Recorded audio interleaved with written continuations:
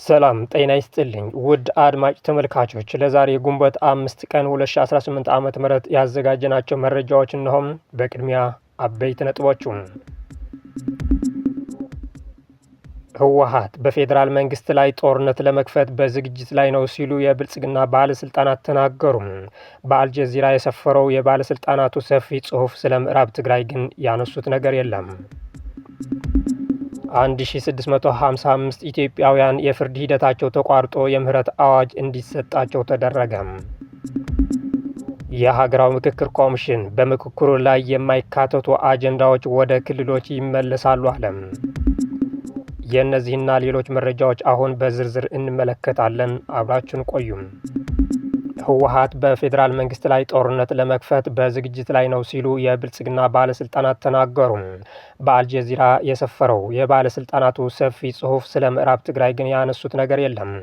በ2015 የፕሪቶሪያ የሰላም ስምምነት ቁልፍ ተደራዳሪ የነበሩት አቶ ጌታቸው ረዳና አምባሳደር ሬድዋን ሁሴን ጽንፈኛ ያሉት የህወሓት ክንፍ ከኤርትራ መንግስት ጋር በማበር ዳግም ጦርነት ለመክፈት ዝግጅት እያደረገ መሆኑን በማጋለጥ ዓለም አቀፉ ማህበረሰብ በአስቸኳይ ጣልቃ እንዲገባ ጥሪ አቀረቡ። ሁለቱ ከፍተኛ ባለስልጣናት ሰሞኑን በአልጀዚራ ሚዲያ ላይ በጋራ ባወጡት ጽሑፍ እንዳስታወቁት ይህ የህወሓት አክራሪ ቡድን የክልሉን ጊዜያዊ አስተዳደር በማፍረስ የራሱን ህገወጥ አስተዳደር የመሰረተ ሲሆን በኤርትራ መንግስት ቀጥተኛ ድጋፍ ወጣቶችን በግዴታ እየመለመለ እያሰለጠነና እያስታጠቀ ይገኛል ብለዋል። ባለስልጣናቱ በጽሑፋቸው የኤርትራን ጣልቃ ገብነት በስፋት የኮነኑ ሲሆንም የኤርትራው ፕሬዝዳንት ኢሳያስ አፈወርቅ ኢትዮጵያ ደካማና የተከፋፈለች ሆና እንድትቀጥል ፍላጎት እንዳላቸው ገልጿል። በመሆኑም የፕሪቶሪያው ስምምነት ለማፍረስ በህወሓት ውስጥ ካሉ ጽንፈኛ አካላት እንዲሁም ከአማራ ፋኖ ሚሊሻ አክራሪዎች ጋር ግንኙነት በመፍጠር ጽምዶ የተሰኘ አዲስ ጥምረት በአስመራ አደራጅቷል ሲሉ ከሷል። ይህ በአስመራ በመቀሌና በሱዳን በሚስጥርም ሆነ በግልጽ ስብሰባዎች የተዋቀረው ጥምረት የፕሪቶሪያው ስምምነት በአደባባይ በመጣስ በሚቀጥሉት ቀናት በፌዴራል መንግስት ላይ ግልጽ ጥቃት ለመሰንዘር መወሰኑም አቶ ጌታቸውና አምባሳደር ሬድዋን አጋልጧል። በተጨማሪም ይህ ቡድን ለሰላምና ለስምምነቱ መከበር የቆሙትን አመራሮች ከመዋቅሩ እያባረረ መሆኑን ጠቁሟል።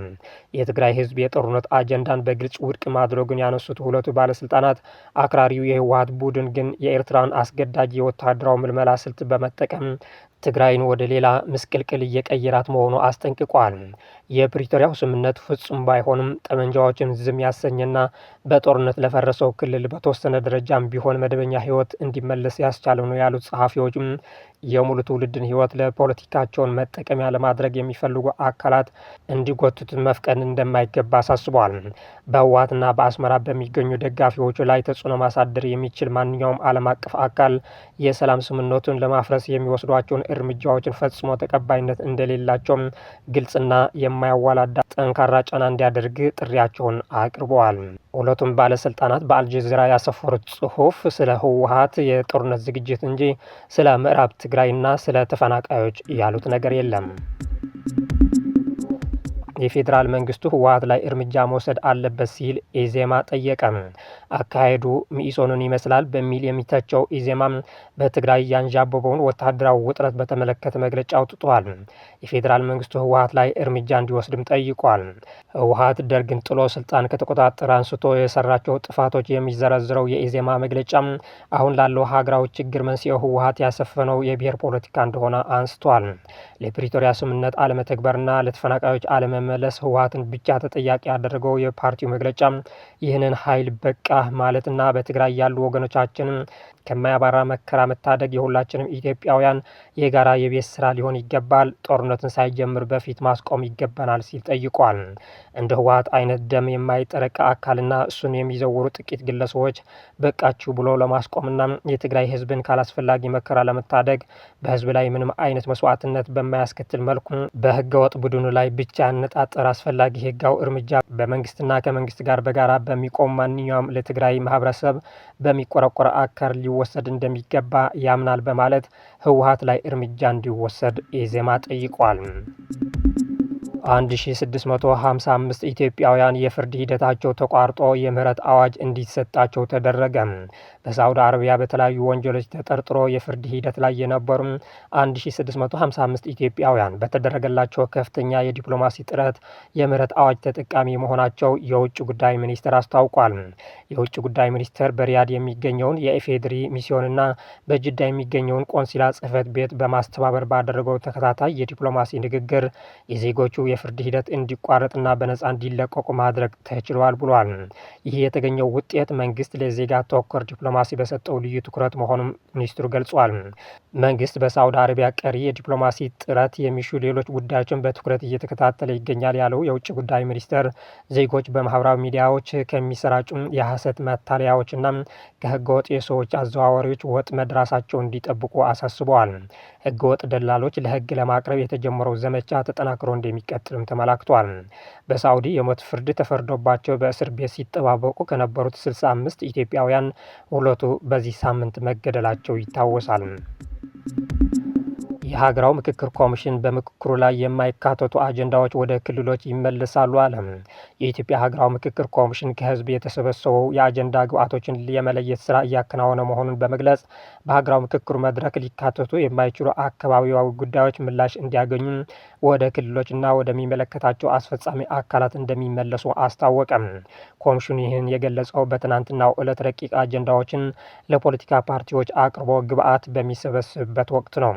ኮሚሽኑ እንደተናገረው ከሆነ ከአንደኛው ዙር የአጀንዳ ማሰባሰብ ሂደት በርካታ ጥያቄዎችና ግብዓቶች የተገኙ ቢሆንም ሁሉም ጉዳዮች ለሀገራዊ ምክክር የሚቀርቡ አይደሉም። በመሆኑም የተሰበሰቡት አጀንዳዎች በሁለት ዋና ዋና ዘርፎች ተከፍለው እንዲታዩ ተደርጓል ብሏል። የመጀመሪያው ዘርፍ ወደ ክልሎችና ወደ አስፈጻሚ አካላት የሚመለሱ አጀንዳዎች ናቸው። እነዚህም በነባር የህግና የፖሊሲ ማዕቀፎች ምላሽ ሊያገኙ የሚችሉ ነገር ግን በተለያዩ ምክንያቶች ሳይፈጸሙ የቆዩ የህዝብ ጥያቄዎችና የህዝብ ሮሮዎች ናቸው።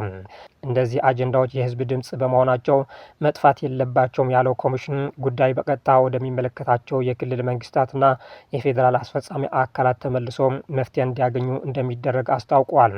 ሁለተኛው ደግሞ ለሀገራዊ ምክክር መስፈርቱን የማያሟሉ አጀንዳዎች ናቸው። እነዚህ አጀንዳዎች በኮሚሽኑ ማቋቋሚያ አዋጅ ላይ በተቀመጡት መስፈርቶች ተመዝነው የሚለዩ ሲሆን እንደ ህገ መንግስት ማሻሻያ፣ የፖለቲካ ስርዓት ለውጥና መሰረታዊ የሀገረ መንግስት ግንባታ ጉዳዮችን ያካቱት ናቸው።